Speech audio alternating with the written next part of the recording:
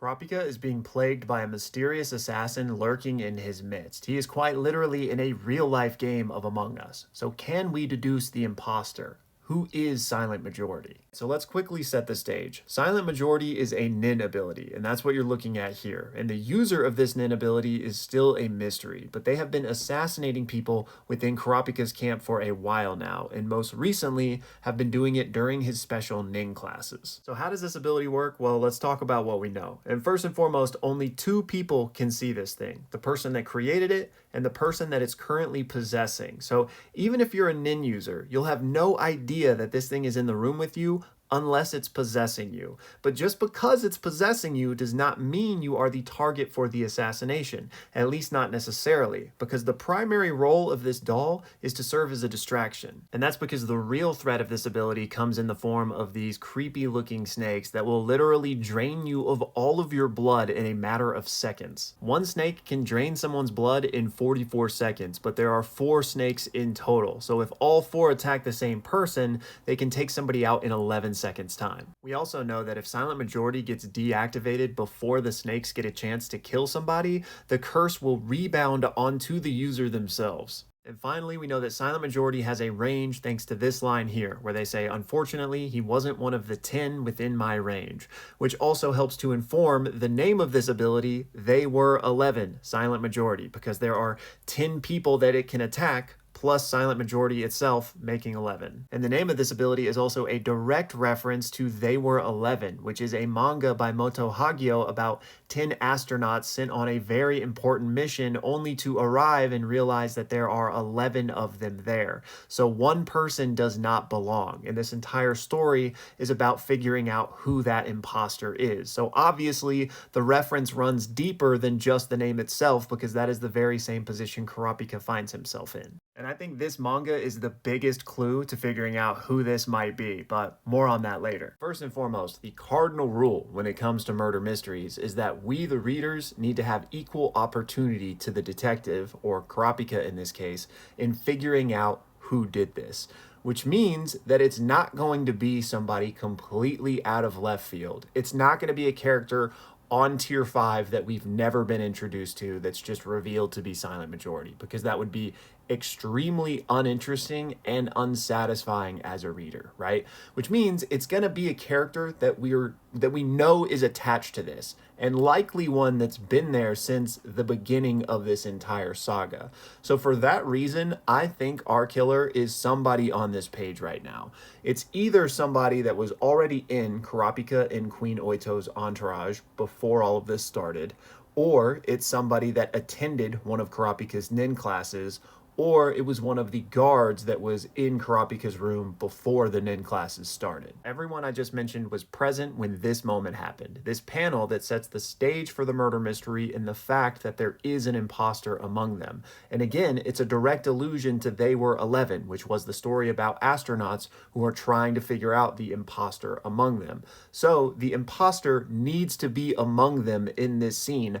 Otherwise, like I mentioned, it would be extremely uninteresting and unsatisfying as a reader. All right, so we got a lot of suspects here. How do we start narrowing this down? And as detectives, all we can really do is look at the facts and try to draw logical conclusions from them. So let's start by taking a look at everything we do know about Silent Majority as a character. And the very first piece of characterization we get is Silent Majority's internal monologue reacting to Fury Cove.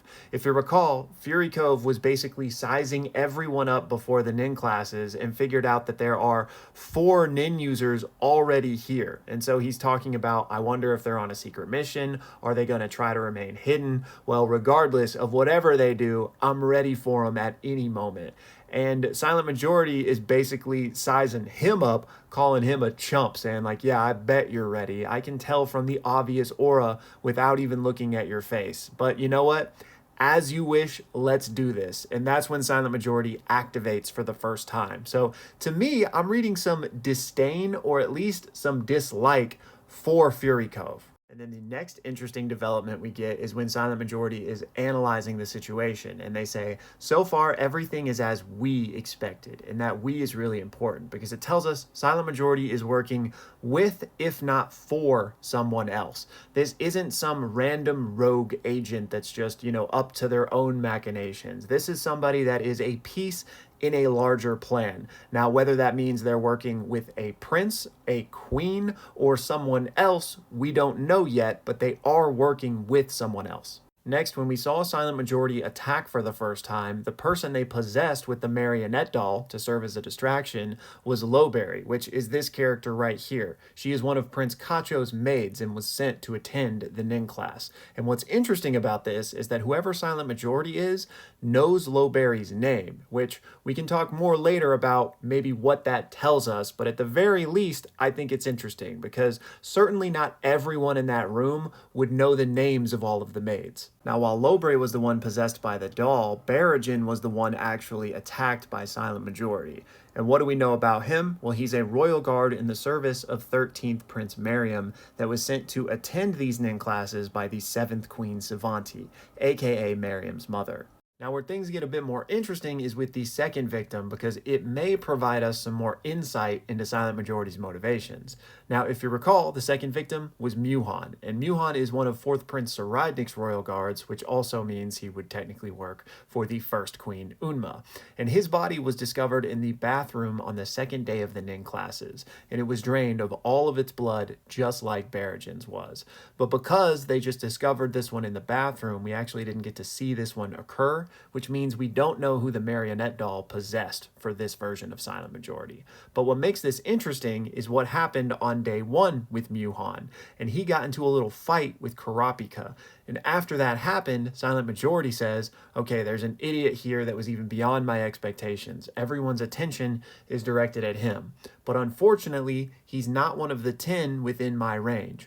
Meaning, Silent Majority would have liked to kill Muhan on day 1, but just couldn't because he was out of range. And the reason, presumably, that Silent Majority wanted to kill Muhan was because of this incident, because he was like a disturbance, right? So that's certainly interesting. I don't think it's enough to say that Silent Majority is like aligned with Kurapika and is like doing this for his benefit necessarily, but nonetheless, again, it's certainly interesting that somebody who is a thorn in his side becomes such a priority that he is the next victim. So just as a reminder, here was the layout on day 1, and this is Muhan on the far end, which is why he was out of range, and here is the Silent Majority doll. And we obviously don't know exactly how these mechanics work, but I think it stands to reason that the 10 closest people to the doll when it activates are probably the 10 people within its range. So I'll try to draw a little circle here of who was presumably within range, but this is Barragan, who was killed, so he seems to be on the outer edge of what was possible.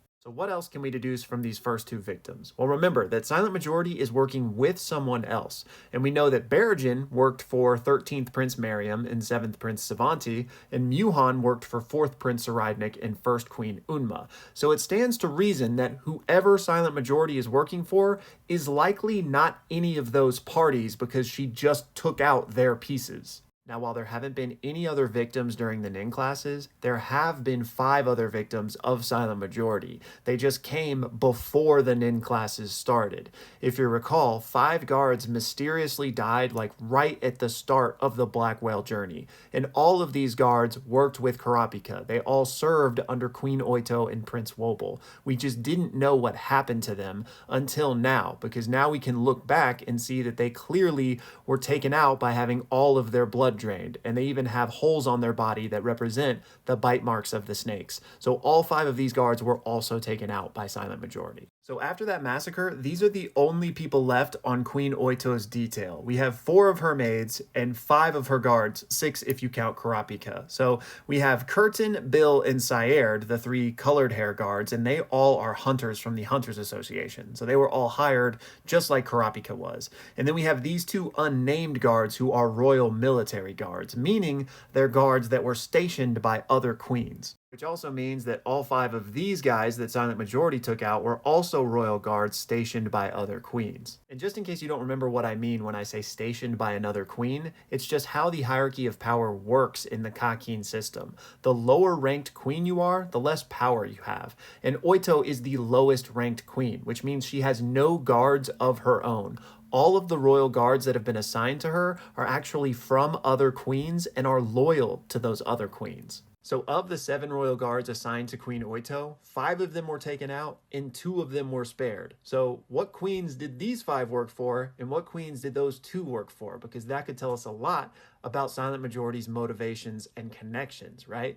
But before we get ahead of ourselves, we can't quite say that these 2 were spared because for all we know, it could have just been a matter of opportunity and convenience, right? It might have been that Silent Majority had the chance to take out these 5, but just never got the chance to take out these 2.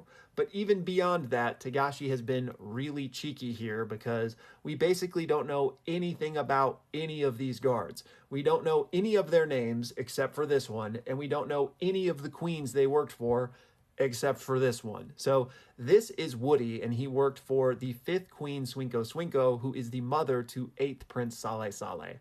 Other than that, no idea who the affiliations are here. So perhaps 2 were spared, and perhaps whichever queen they worked for is also who Silent Majority is working for, but there's certainly not enough information for us to take that away, right?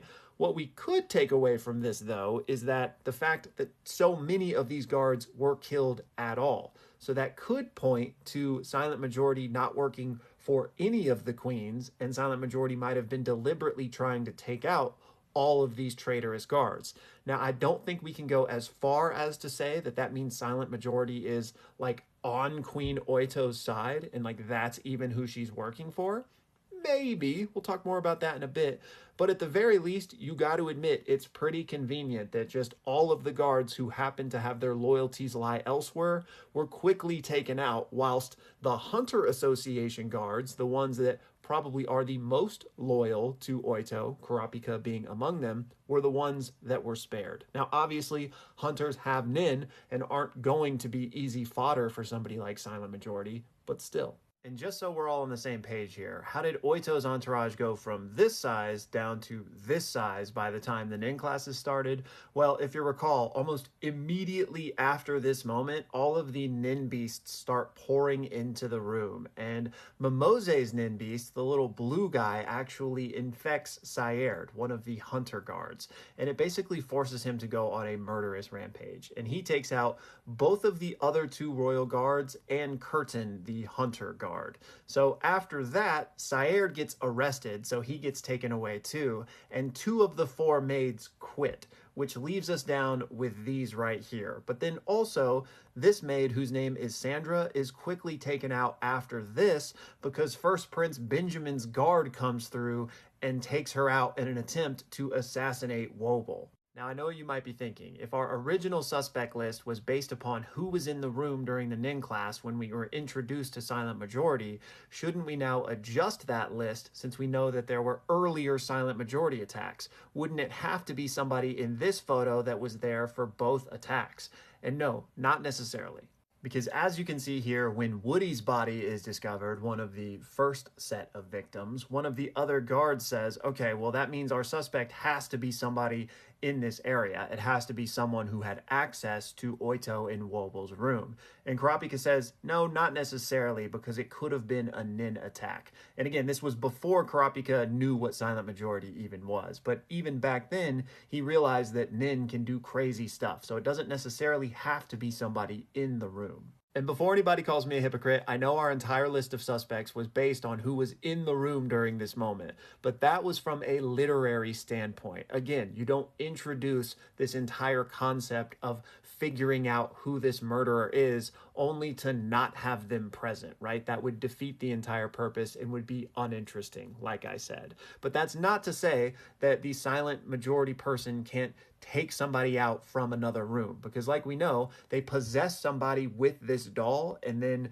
that is what the range is based on. So they could have been somebody not in Kurapika's room when they killed those guards. They perhaps possessed somebody that was in the room. So just wanted to be clear on that. Now, obviously, even with all of that being the case, it's still extremely suspicious to be one of 5 people who happened to be around during both attacks, right? And Kurapika obviously thought the same thing. So after that first attack during the nin classes, Kurapika immediately questions all of these original people with his dowsing chain to see if they're telling the truth. And we actually see him do this to Shimano, but after he questions her, we see that he says, okay, everyone here has been cleared. Now, while Kurapika said he cleared everyone in the room, we only know for sure that he spoke to Shimano and Bill, because as he says, I already checked out Bill. So we don't know that he actually questioned Queen Oito or not, nor obviously did he dowsing chain Prince Wobble, but we know that it wasn't Prince Wobble that's behind Silent Majority, because Shimano even asks, she's like, what if it's Wobble's Nin Beast? And Kurapika says, no,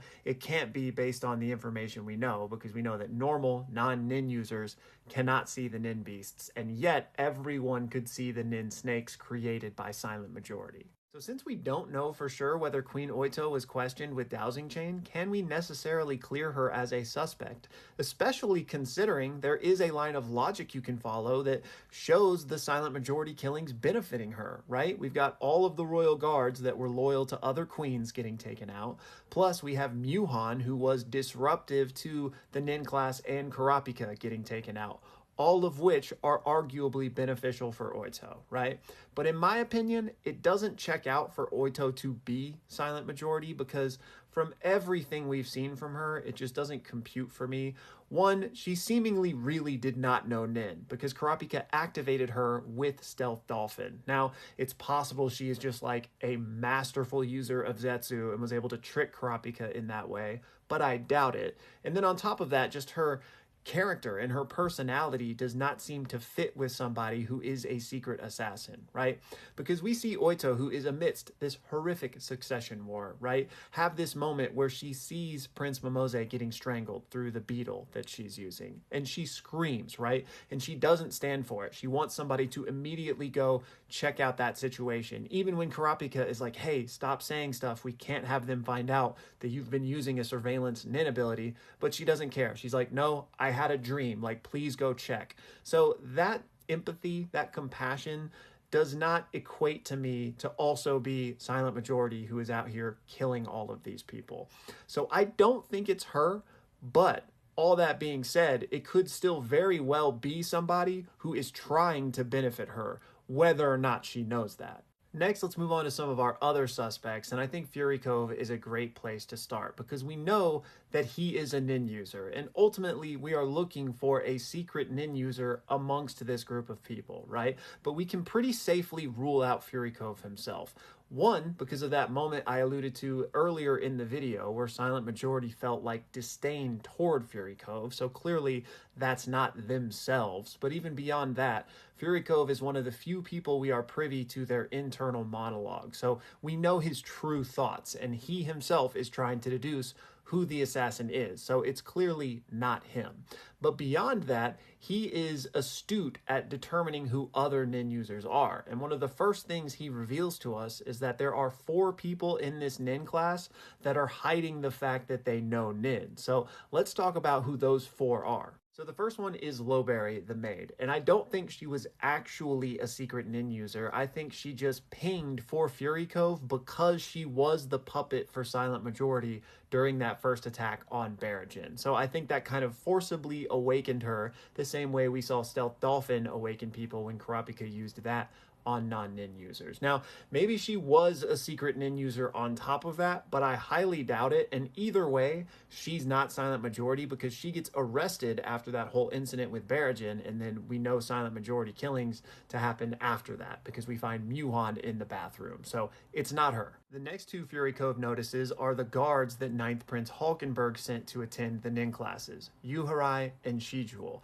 However, I don't think these are 2 covert Nin operatives either. We know that they have Nin because they'd been marked by Hulkenberg's Nin Beast. They themselves weren't even aware of it, and I do believe that. Yes, there's an argument to be made that they were marked by Hulkenberg, but at the same time, they were also secret Nin users and are the user of Silent Majority, but I don't think those 2 things compute, because we can look at Hulkenberg and his character and what his aims are, and we know that only people that share those ideals get marked by his nin beast. So a secret assassin wouldn't fall in line with that, in my opinion. It's neither of them. Then the final secret nin user that Fury Cove was referring to is treated kind of like a reveal. We don't get to find out who it is in the moment, but he speculates that it must be the assassin. We then follow up on this when that fourth secret nin user is called up to do the nin divination test with Kurapika. And we see Fury Cove's internal thoughts, and he's like, oh, I wonder how they're going to handle this. Is she going to fake that she still doesn't know nin still?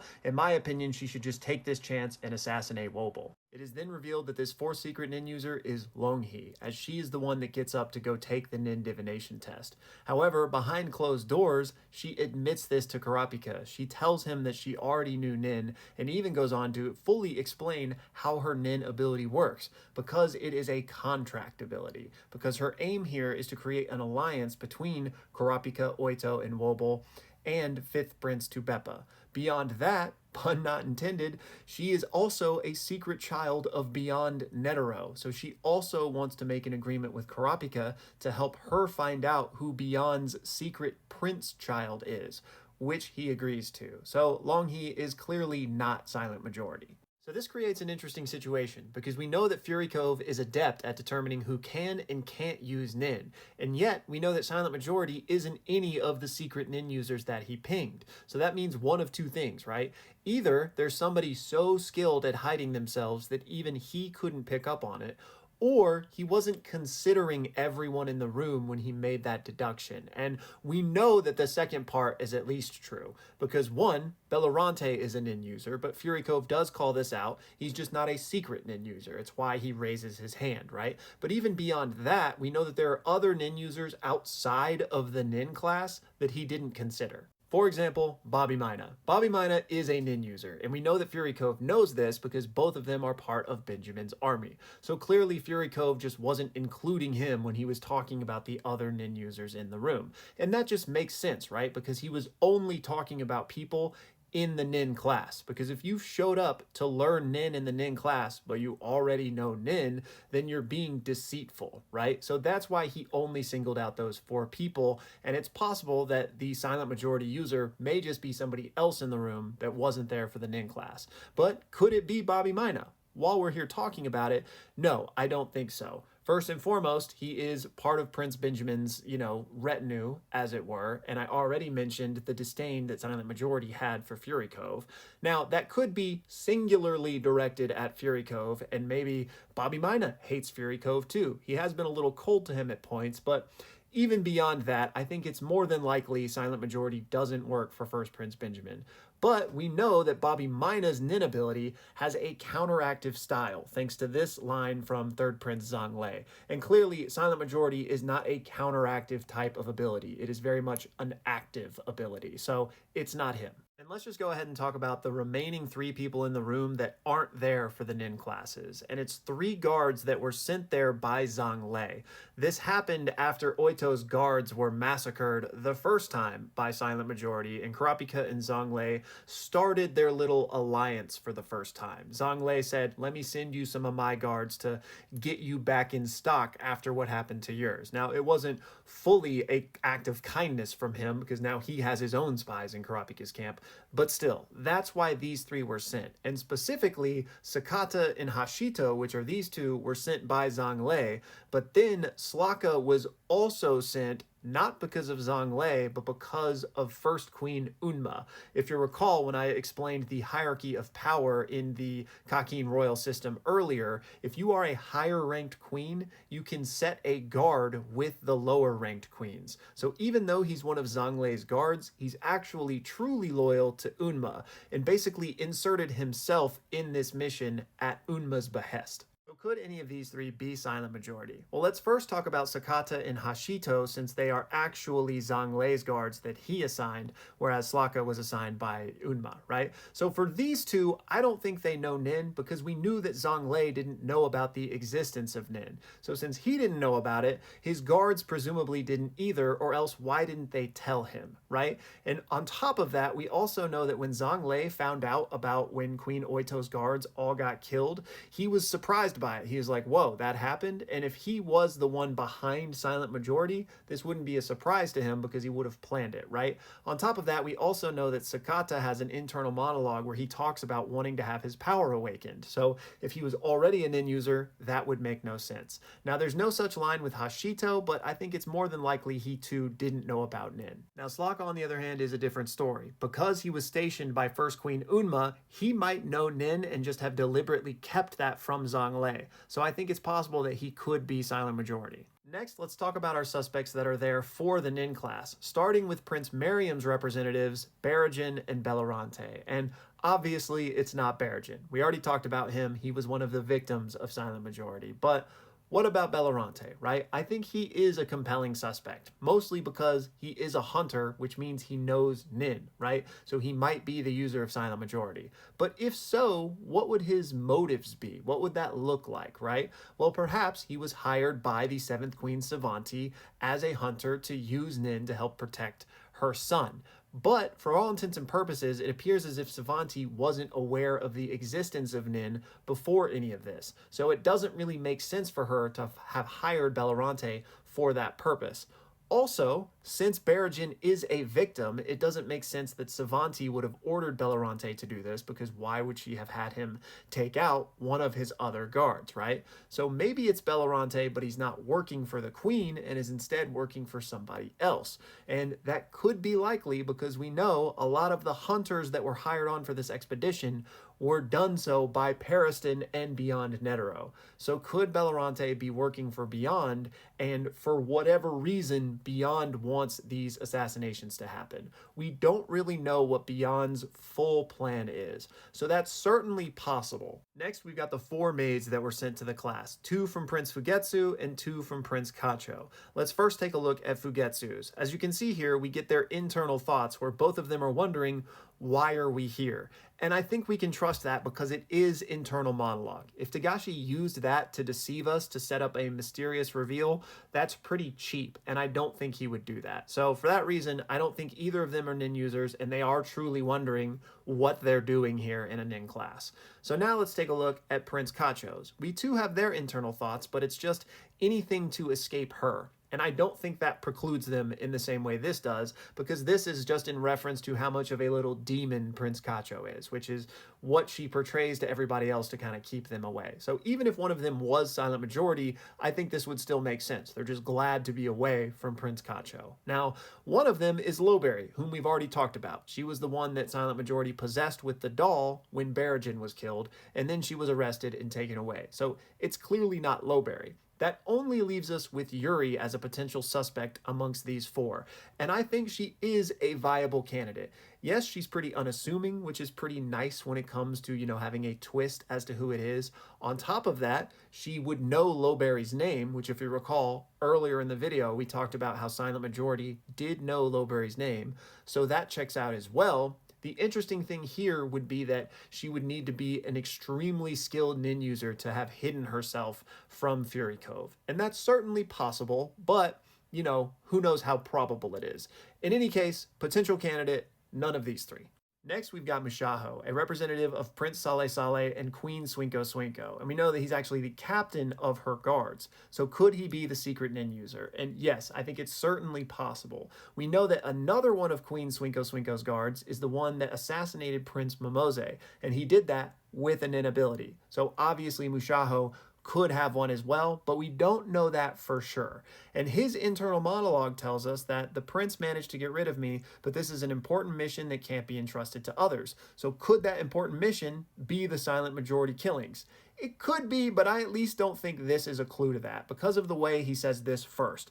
This is like him lamenting the fact that he had to leave his station with the prince. And if he had something as important as these assassinations, I don't think he would have said this. So what I feel like he's referencing here is being in this nin class and either learning nin, which means he wouldn't have it, or just meaning learning what else he can deduce from everyone else that's here. So viable candidate for sure, but one strike against him in my opinion is the fact that one of the Silent Majority victims, Woody, who is the only one that we know anything about in that first set of victims, was one of Swinko Swinko's guards. So if this was him, why would he take out one of his allies, right? And yes, there are feasible reasons to make that make sense, but it's sus. Next up, we've got Satobi, who is a representative of Prince Luzurus, but also Queen Duazel. And this is important because Duazel is one of the queens that has multiple children. So his allegiances could go further than just Luzurus himself, because Luzurus doesn't know about Nin. So you might say, well, then Satobi probably doesn't either. But Camilla knows about Nin, which is another one of Duazel's children. So I would say there's a strong chance that he could know about it. But just like with the other potential users, it would mean that he was skilled enough to hide from Fury Cove. But I think he's one of the better candidates here. Next up, we've got Hulkenberg's boys, whom we already talked about. It's not them. Next, we have 5th Prince Tubepa's representatives, one of which is Longhi, whom we already talked about. It's not her. And the other of which is Mayor, who we know didn't know Nin before this because we see Kurapika forcibly awaken his Nin when they bring him in for the water divination portion of the training. And we get his internal monologue when he feels this for the first time, and he talks about how it feels for the first time. So he clearly didn't have it before this. Next up, we have 4th Prince Saraidnik's representatives, one of which is Muhan, whom we've already talked about and was a victim of Silent Majority, so it's clearly not him. And then we have Danjin, who is also not a candidate for a couple of reasons.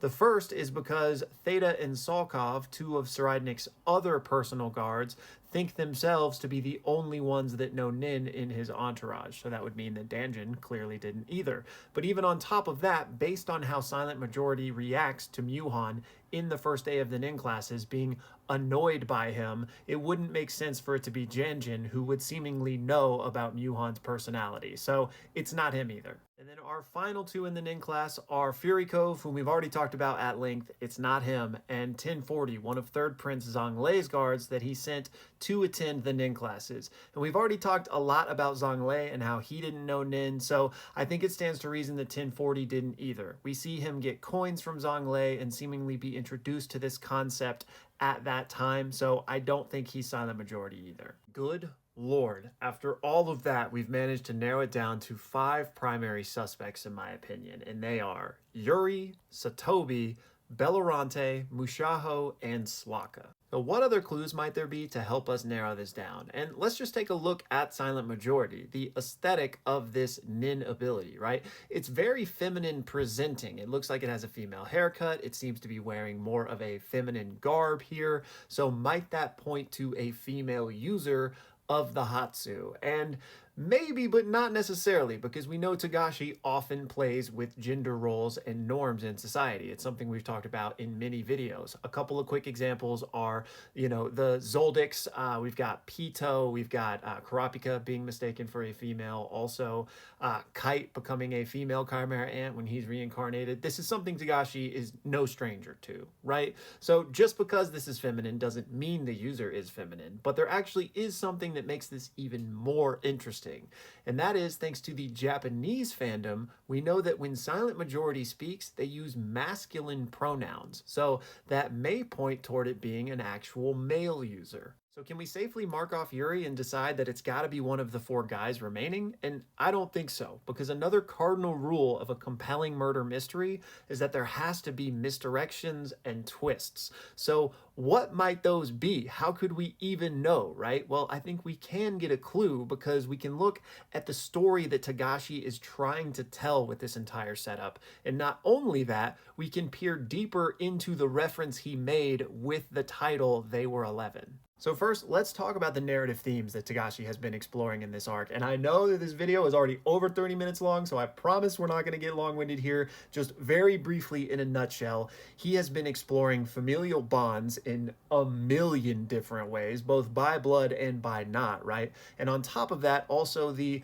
power structure within society, specifically the horrors that the haves commit on the have-nots, right? The Kakin Empire is full of horrible people, right? We just recently learned about the carnivals that this royal family would go on and just the absolute atrocities that they commit on their citizens. Like, it's disgusting, right? So these are the things that Togashi is really peering into, the darker sides of the human psyche like he often does. And now let's talk about the illusions that Togashi is making in this title. And we're going to start with silent majority, something we haven't talked about up until now. But what does that evoke in you? What does that term mean? Well, it represents a large population that has no voice, right? And what's a great example of that? Well, how about a subjugated people, right? The denizens of the Kakin Empire could be viewed as a silent majority because the one with the voice are the elites at the very top, right? Now, I'm not saying that's what Togashi is meaning with this, but it's certainly an easy leap to make.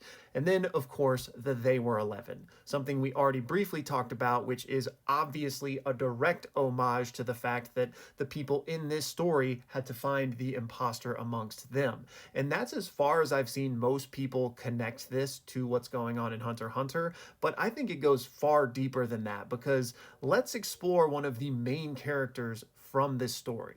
This is Frol. She's not the main character of They Were 11, as that would be Tada, but as I'm sure you can tell from this image, she's the main character's love interest, so she's one of the most prominent. And even beyond that, she's the best written, deepest, and most complex character in the manga. And that's because of the themes that Moto Hagio is exploring in this story, specifically through her. Now, I've been saying she, but that's not exactly accurate, because Frol actually comes from an alien species that would be genderless, basically, until later in life when they then choose whether to become male or female, except not everyone of that species gets to make that choice freely. And in fact, only the firstborn of any family can become male. Everyone else must become female.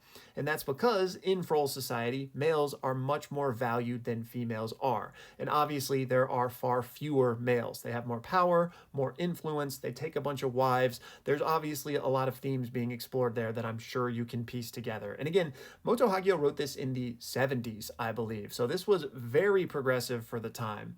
Anyways, Frol's main narrative, let's call it, and I'm not going to spoil this entire manga, but she wants to become a man. She already has an older brother, so she can't become a man. So the only way that she would ever get this honor is by completing this astronaut mission that they're on. So that's why she's there.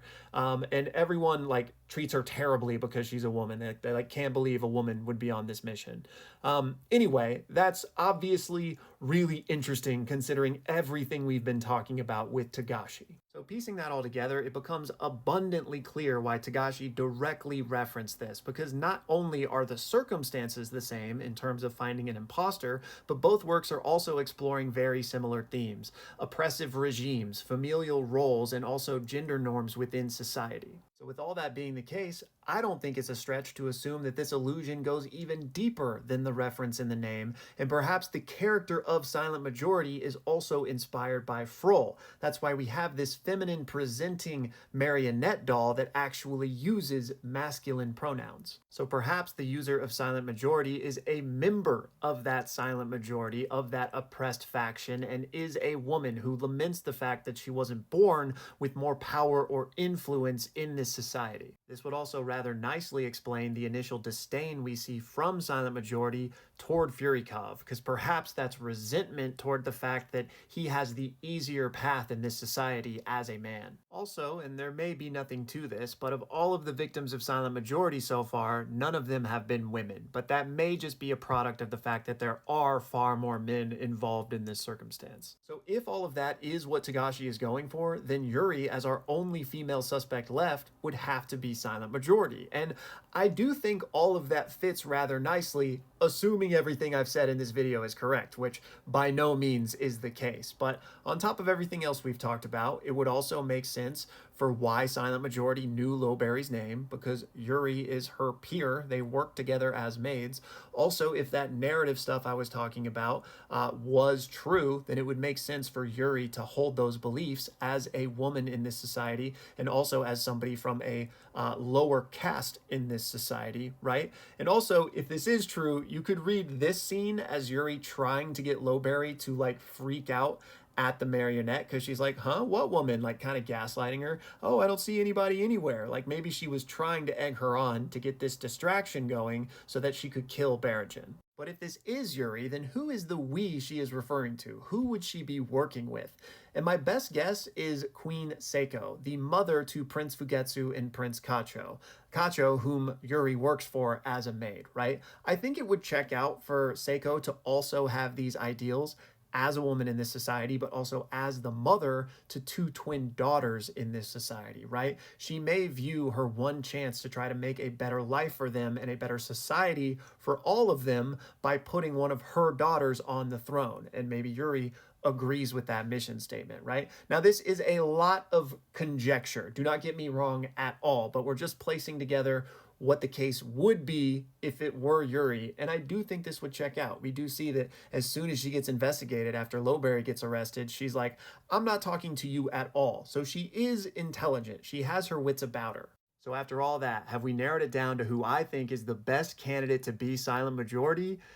No, because in a murder mystery twist of my own, I think there's an arguable better candidate that we've already scratched off. All right, I know we're like 45 minutes deep so far, so first of all, appreciate anybody that's made it this far in the video, but I believe Shimano may be a sleeper pick to be silent majority because not only do I feel like she fulfills all of the things we were just talking about with Yuri, but also has the added benefit in terms of a murder mystery of being somebody who was there since the beginning, is a big twist because we thought that we could exclude her, and also is a character that has gotten a lot more backstory for seemingly no reason. All right, so let's go through all of this really quick. First and foremost, Shimano could represent those same narrative themes that Yuri could, in that she's a woman and she's a member of this lower caste, so it would make sense for her to be an allusion to Frol as well. Beyond that, we know she has a much deeper backstory than Yuri did, which makes for a more compelling reveal. We know that she comes from a long line of servants to the royal family, so it could make sense why she really would be championing for some sort of change. And we know this because Oito straight up asks her, Shimano, why did you stay? Because everyone around Oito is dropping like flies. And remember, the other two maids just straight up quit. So Oito wonders why she didn't do the same.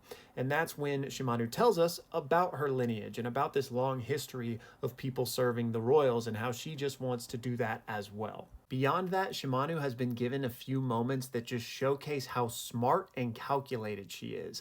The one that stands out the most is when Kurapika had phone calls from 3 or 4 different princes that wanted to speak with him, and he had to consider whose phone call he was going to accept and the ramifications that would have, especially against those that he rejected. And so he ultimately decided, hey, put me on the phone with First Prince Benjamin. Because he was the highest ranked, he figured that was his best bet. He picks up the phone and it's not First Prince Benjamin. Shimano did not listen to him and instead connected him to the third prince, Zhang Lei. That's why he looks at her like this. And then he says, why did you do that? And she says, I want to do my best to survive. And she explains why. And we find out that she is actually very well versed in everything that's going on in Kakin. She understands the royal structure. She understands all of the politics of all of it. And after explaining it to Kurapika, he goes, wow, she was right. Her judgment has been on point.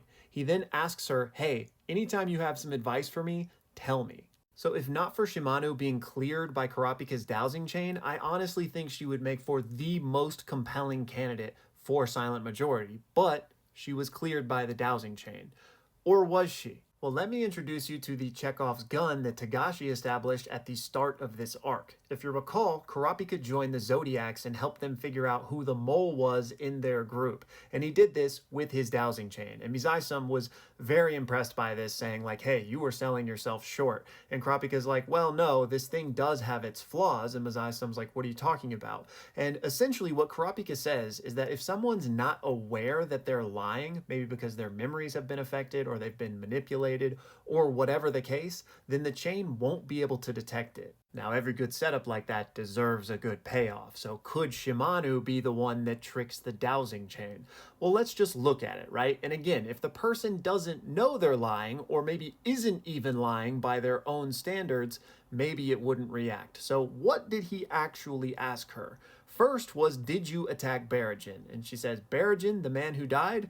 No, it wasn't me. And if we want to look at this in a very specific way, she didn't attack him, right? If anything, Silent Majority did, or the snakes did, or perhaps even Lowberry did, considering on how you conceptualize what Silent Majority does. And especially considering the man who died, maybe the implication was, are you the one that killed Bergen? And so she could safely say that, no, that wasn't me. And where this gets even more interesting is when we take a closer look at the exact details of Bergen's death. Because yes, he was attacked by Silent Majority, was attacked by the blood-sucking snakes, but everyone starts freaking out when that happens, and Sakata in particular whips out his gun and starts blasting the snakes. And Bellorante then inspects Bergen afterwards and goes, hey, he might have actually been still alive, so Sakata, you're the one that actually delivered the killing blow. So could the vaguity of Bergen's exact means of death have provided Shimano with the wiggle room she needed to bypass the lie detector test?